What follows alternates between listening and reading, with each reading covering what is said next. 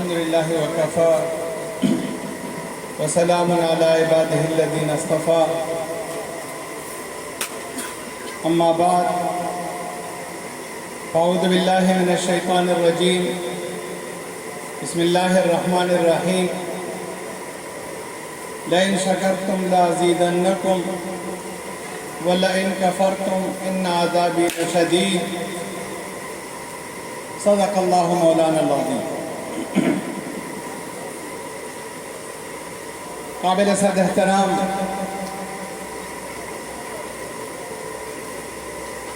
صدر تقریب استاد محترم حضرت مولانا مفتی غلام الرحمان صاحب دامت برکاتہم العالیہ، جامعہ کے اساتذہ کرام، مہمانان گرامی، ہمارے تھوڑی دیر پہلے تشریف لائے ہوئے مہمان جو فلسطینی ہیں اور ان کے ساتھی علماء کرام وہ بھی تشریف لائے ہیں، السلام علیکم ورحمۃ اللہ وبرکاتہ۔ اپنی گزارشات سے پہلے ایک بات میں ضرور عرض کروں گا کہ ہمارے جو ساتھی ہیں، ہمارے طلباء ہیں، ان کی اس حوالے سے بھی تربیت کرنے کی ضرورت ہے کہ وہ کسی کو اسٹیج پر بلائیں تو اس کے مناسب حال القابات کا اس کے لیے استعمال کریں، ایسا نہ ہو کہ اس میں بہت زیادہ مبالغہ ہو، جس طرح مجھ سے پہلے طالب علم نے حد درجے کی مبالغہ آرائی سے کام لیا۔ میں سمجھتا ہوں کہ یہ بھی مناسب نہیں ہے، اور میں اپنے اساتذہ، اپنے ساتھیوں کو اس حوالے سے بھی متوجہ کروں گا کہ ہمارے طلباء کی اس حوالے سے بھی تربیت کی ضرورت ہے۔ اب اصل گفتگو تو حضرت مفتی صاحب ہی فرمائیں گے، لیکن میں یہاں سب سے پہلے آج کی اس تقریب کے حوالے سے عثمانیہ اسکول اینڈ کالج کے پرنسپل برادر محترم حضرت مولانا سید سیف الاسلام صاحب دامت برکاتہم العالیہ اور ان کی پوری ٹیم، وہ تمام اساتذہ کرام جو آج کی تقریب کے حوالے سے ان کے دست و بازو رہے، ان کے ساتھ معاون رہے، آج کی تقریب کے حوالے سے ان حضرات کی محنتیں ہیں، میں ان سب حضرات کو دل کی اتھاہ گہرائیوں سے مبارکباد پیش کرتا ہوں، اور اس کے ساتھ ساتھ ظاہر ہے ہمارے اساتذہ کرام نے ان طلباء کرام کو تیار کیا، اور ان طلباء نے جس خوبصورتی کے ساتھ، جس اعتماد کے ساتھ، جس وقار کے ساتھ اس تقریب کے ایک ایک لمحے کے اندر گویا پورا ایک پیغام دیا ہے، میں ان طلباء کرام کو بھی مبارکباد پیش کرتا ہوں، اور ان طلباء کے سرپرست حضرات جو یہاں پر موجود ہیں ان کو مبارکباد پیش کرتا ہوں۔ اتنی بڑی تقریب کے اندر ان بچوں نے آ کر، یہ تو رنگا رنگ قسم کا پروگرام تھا، لیکن اگر آپ نے غور کیا ہے تو بظاہر اگر کوئی ایک تفریحی خاکہ بھی تھا تو اس کے اندر بھی ایک بہت بڑا پیغام ہوتا ہے۔ ہمارے ان طلباء نے اس مختصر سے پروگرام کے اندر، میں یہ سمجھتا ہوں کہ نہ صرف یہ کہ آج کے اس دن کے حوالے سے ہمیں آپ کو اور پوری قوم کو ایک واضح پیغام دیا ہے، نہ صرف یہ بلکہ انہوں نے تو آزادی کی اس پوری جدوجہد کی تاریخ کو بہت مختصر سے دورانیہ کے اندر انہوں نے گویا اس کو آپ کے سامنے لا کر رکھ دیا. جو ایک خاکہ آپ کے سامنے پیش ہوا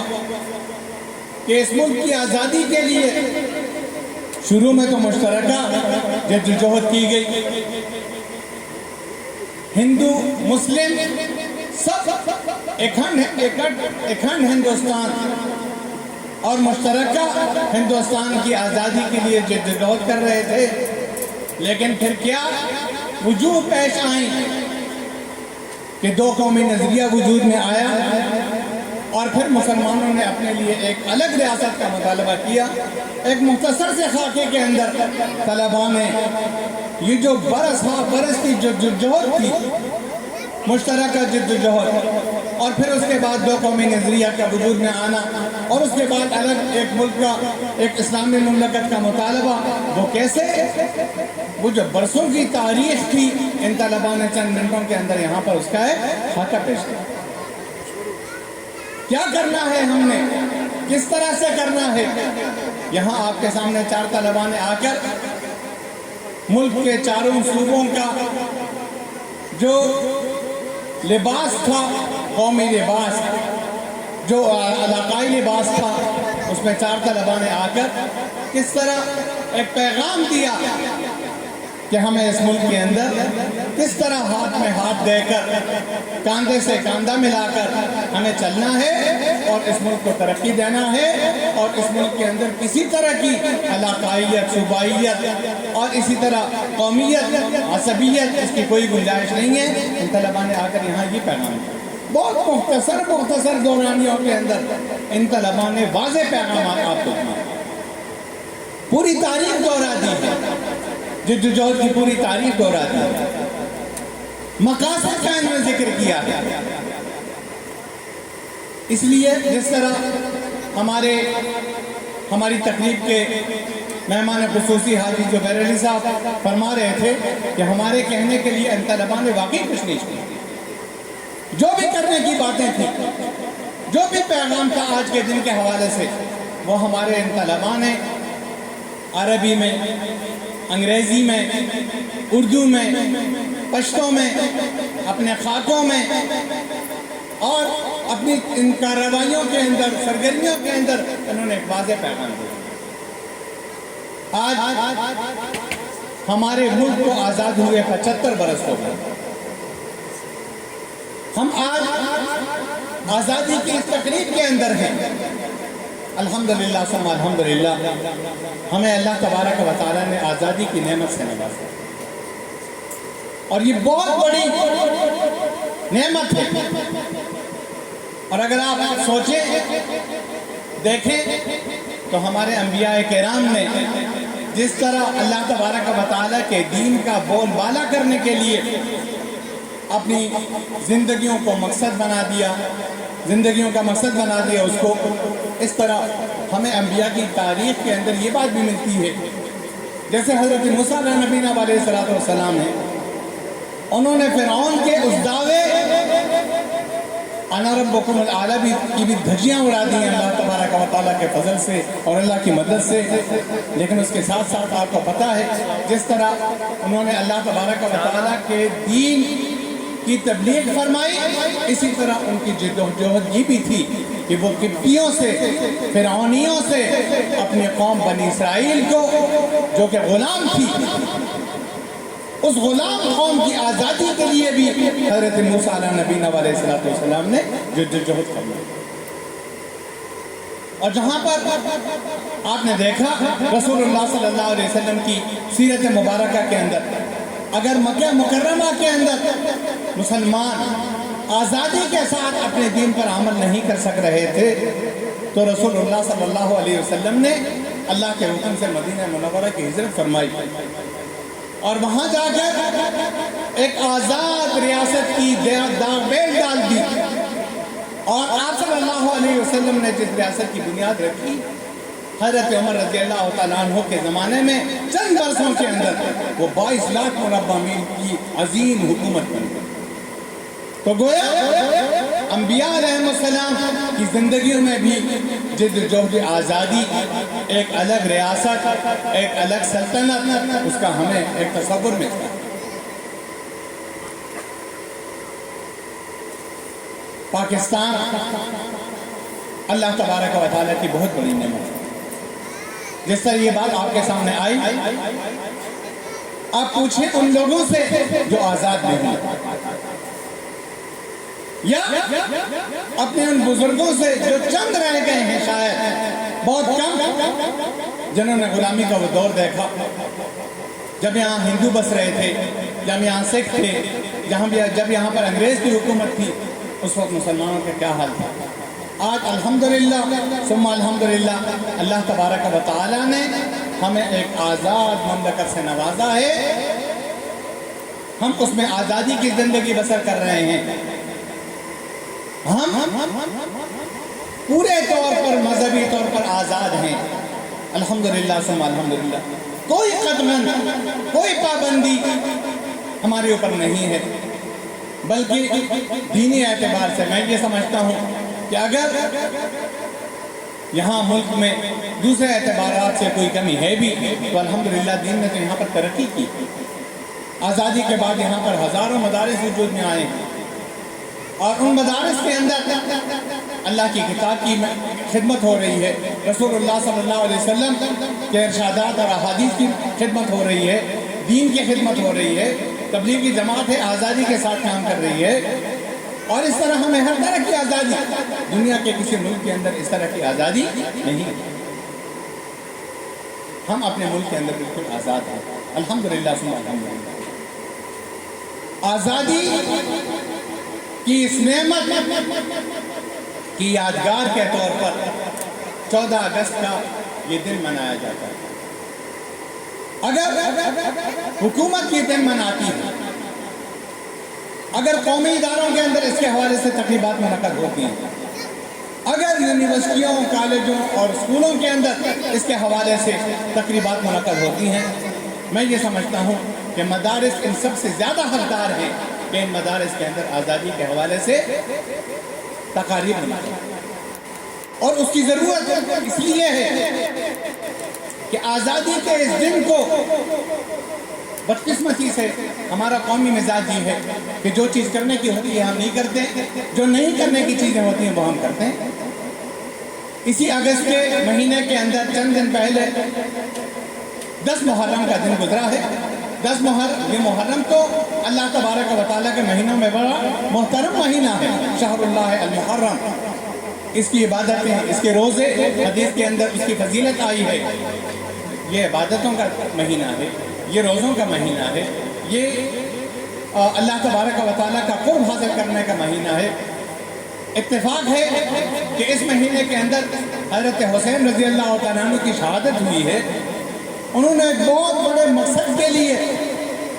100 سے بھی کم تعداد میں انہوں نے بنو امیہ اور یزید کی اس بڑی حکومت کے ساتھ ٹکر لی ہے۔ ایک بہت بڑے مقصد کے لیے انہوں نے قربانیاں دی ہیں۔ ہونا تو یہ چاہیے کہ تذکرہ اس چیز کا ہو، کون سا بڑا مقصد تھا، آج صورتحال کیا ہے، ہم حسینی مشن پر کیسے چل سکتے ہیں، آج اس کے تقاضے کیا ہیں، اور ہم روزے رکھیں، ہم تلاوتیں کریں، ہم اس مہینے کے اندر شہدائے کربلا کے لیے حضرت حسین رضی اللہ تعالیٰ عنہ اور اہل بیت کے وہ بہت ہی محترم ان کی وہ ہستیاں جو انہوں نے کربلا کے میدان کے اندر شہادتیں حاصل کی ہیں، ان کے ایثار ثواب کے لیے تلاوت کریں، ان کے درجات کی بلندی کے لیے دعا کریں، یہ دعا کریں کہ اللہ تبارک و تعالیٰ ان کے نقش قدم پر ہمیں چلنے کی توفیق عطا فرمائے۔ لیکن ایسا کچھ بھی نہیں ہوگا۔ جو کرنے کا کام ہے وہ ہم ایک نہیں کریں گے، جو نہیں کرنے کا کہ سڑک پر جلوس نکلے گا، ایک خاص فرقے کا گھوڑا نکلے گا اور وہ سڑک کے اوپر مٹر گشت کریں گے اور ہم اور آپ ان کا تماشا کریں گے۔ پورا دن ہمارا اس میں گزر جاتا ہے۔ جو کرنے کی چیز ہے وہ ہم نے نہیں کی، جو نہ کرنے کی چیز تھی وہ ہم نے کر دی۔ بالکل اسی طرح 14 اگست کی تقریب کے حوالے سے ہمارا قومی مزاج یہ ہے۔ 2-3 دن پہلے سے ایک طوفان بدتمیزی ہوتا ہے، رات کو آپ نے دیکھا ہوگا شہر بھر کے اندر بالکل لایانی اور فضول قسم کا مٹر گش بگل ہیں، کان کے پردے پھاڑ دینے والے، لوگوں کا امن سکون، ان کی نیندوں کو غارت کر دینے والے۔ اچھا، دوسری جانب ون ویننگ ہو رہی ہے، ہائی ہو ہے، اور اگر تقاریب ہیں تو مرد و زن کی مخلوط تقاریب ہیں، ناچ ہے، گانا ہے اور اس طرح کی چیزیں۔ آج کا دن ان چیزوں کے لیے نہیں ہے۔ دراصل آج کا دن ایک تو اللہ تبارک و تعالیٰ کی اس نعمت پر اللہ تبارک و تعالیٰ کا شکر ادا کرنے کا دن۔ ہم میں سے کون ہے جس کے دل میں یہ بات آئی ہو؟ قوم کو یہ پیغام دینے کی ضرورت ہے کہ قوم آج کے دن شکرانے کے دو نفل پڑھے کہ اللہ تبارک و تعالیٰ نے ہمیں آزادی کی نعمت سے نوازا۔ قوم کو چاہیے اس بات کا پیغام دے دیا جائے کہ آج آپ عبادتیں کر کے اس ملک کے استحکام کے لیے دعائیں مانگیں،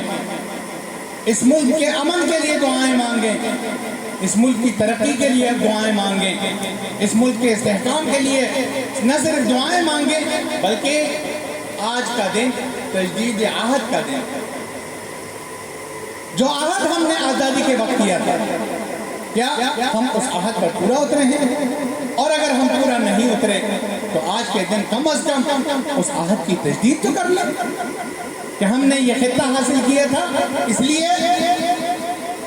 اور اس وقت نعرہ لگا تھا پاکستان کا مطلب کیا، لا الہ الا اللہ،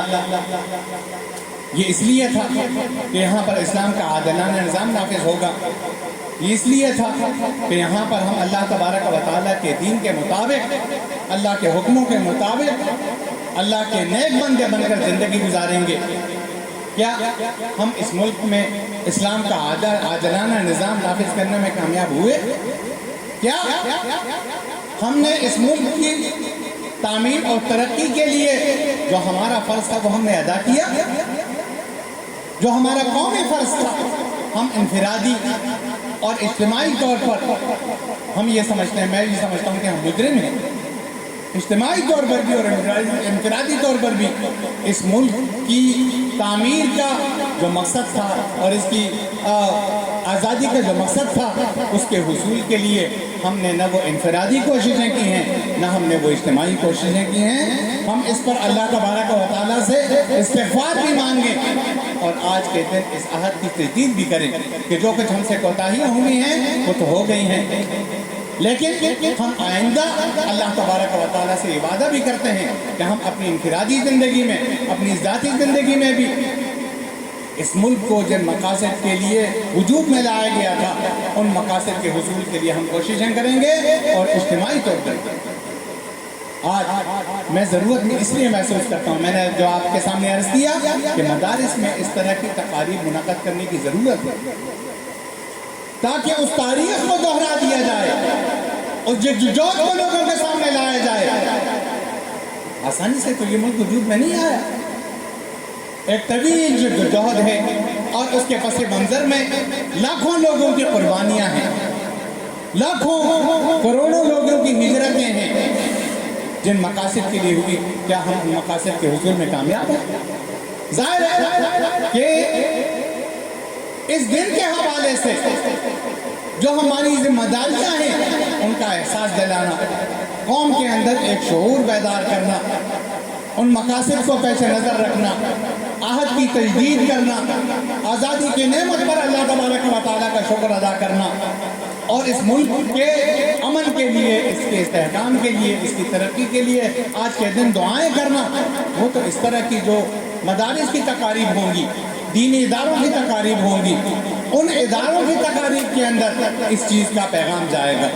اس لیے ضرورت اس بات کی ہے کہ اس طرح کی تقاریب منعقد بھی کی جائیں اور اس کے حوالے سے عہد کی تجدید بھی کی جائے اور اللہ تبارک و تعالیٰ کا اس نعمت پر شکر بھی ادا کیا جائے۔ میں نے جو شروع میں آیت پڑھی، اللہ تبارک و تعالیٰ کا ارشاد ہے لَإِن شَكَرْتُمْ لَأَزِيدَنَّكُمْ وَإِن كَفَرْتُمْ إِنَّ عَذَابِي لَشَدِيدٌ۔ اگر ہم نے نعمت آزادی کی کا شکر ادا نہیں کیا اور جو اس کے تقاضے ہیں اگر ہم نے اس کے اندر کوتاہی کی، خدا نخواستہ ہم کسی حادثے سے دو چار نہ ہو جائیں۔ ایک حادثہ تو ہو گیا کہ ملک دولت ہو گیا ہے، خدا نخواستہ ہم دوسرے حادثوں سے دو چار نہ ہو جائیں۔ اس لیے ضرورت اس بات کی ہے کہ ہم اللہ تبارک و تعالیٰ کی بارگاہ میں اس ملک کے لیے، امن کے لیے، استحکام کے لیے، ترقی کے لیے دعائیں مانگیں اور اس میں اپنا انفرادی اور اجتماعی کردار ادا کریں۔ وآخر دعوانا ان الحمدللہ رب العالمین۔ میرا جی چاہتا ہے کہ آخر میں پھر